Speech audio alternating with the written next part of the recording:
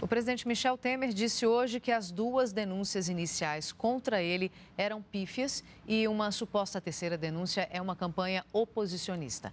A afirmação foi feita durante a entrevista exclusiva aos veículos da empresa Brasil de Comunicação. Temer falou sobre vários assuntos, entre eles economia, programas sociais, intervenção no Rio de Janeiro e escolha de ministros do STF. Veja agora alguns trechos da entrevista. Geração de novos empregos.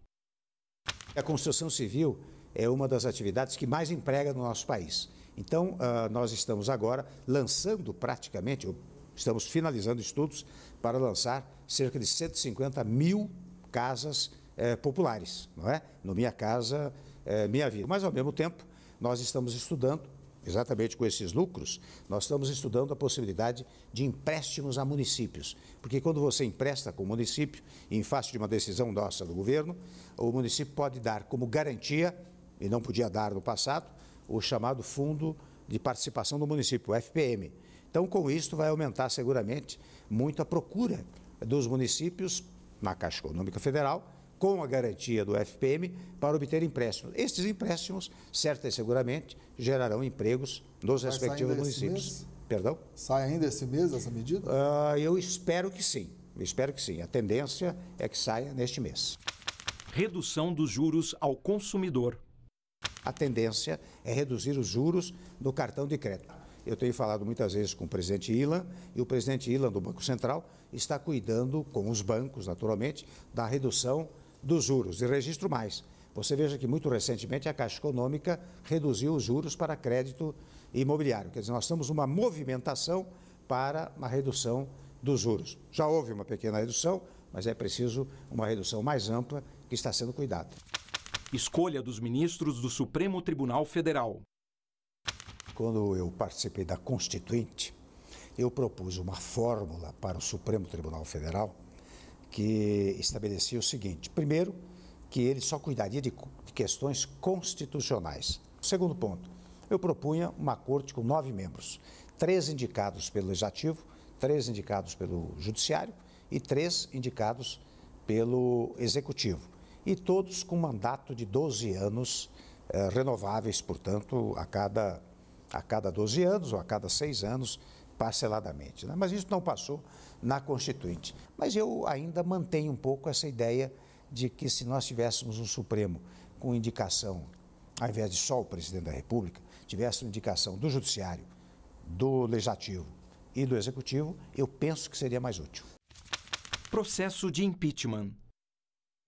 As duas denúncias iniciais eram denúncias pífias, e tão pífias que o Congresso Nacional, a Câmara dos Deputados, não teve a menor dúvida em rejeitá-las. Rejeitá-las não, mas impedir que elas prosperassem, não é?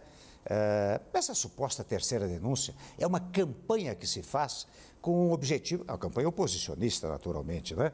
Seja de quem esteja no Poder Legislativo, onde quer que esteja sediado, não é?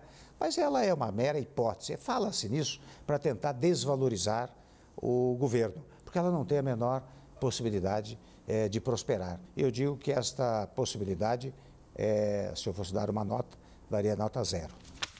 Delações premiadas. Mas quem investiga é a Polícia Federal, né? Ela, naturalmente, deve tomar os depoimentos e, juntamente com o Ministério Público, poderia aprovar a delação. Agora, ela não é uma prova definitiva. Hoje em dia está acontecendo assim. O sujeito falou de Beltrano, então Beltrano está condenado. Ora, a delação é praticamente um início do processo, não é? São os primeiros dados que hão de ser confirmados por vários outros dados que se darão no processo.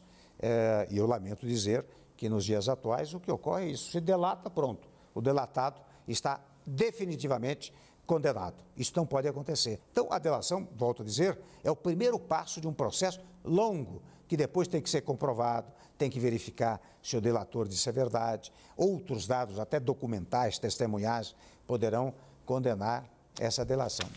Vazamento de dados sigilosos.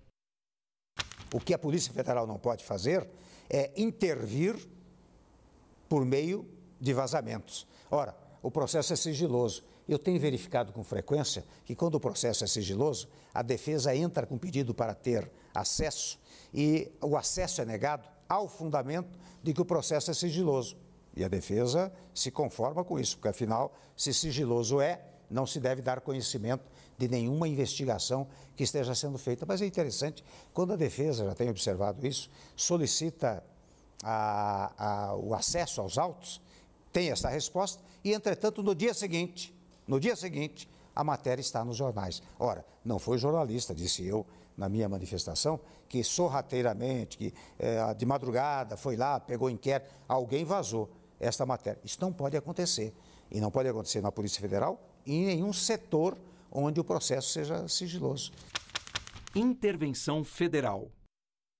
Nós estamos praticamente há 2 meses da intervenção decretada. Ela começará a dar resultados agora, embora já tenha dado. Você sabe que muito recentemente eles apreenderam lá no porto do Rio de Janeiro uma partida de drogas de 1,5 tonelada quase de droga. Isso é fruto muito da presença forte, interventiva que se deu no Rio de Janeiro. Há um mínimo já de segurança apresentada. Agora, o mais virá com o tempo, não é de um dia para o outro. A segurança pública, na verdade, é uma competência dos estados da Federação Brasileira. Nós não vamos invadir a competência dos estados, mas vamos coordenar e integrar a segurança pública em todo o país. Portanto, eu não digo replicar a intervenção, mas replicar por meio do Ministério da Segurança Pública esta presença efetiva da União na integração e coordenação da segurança em todos os estados brasileiros.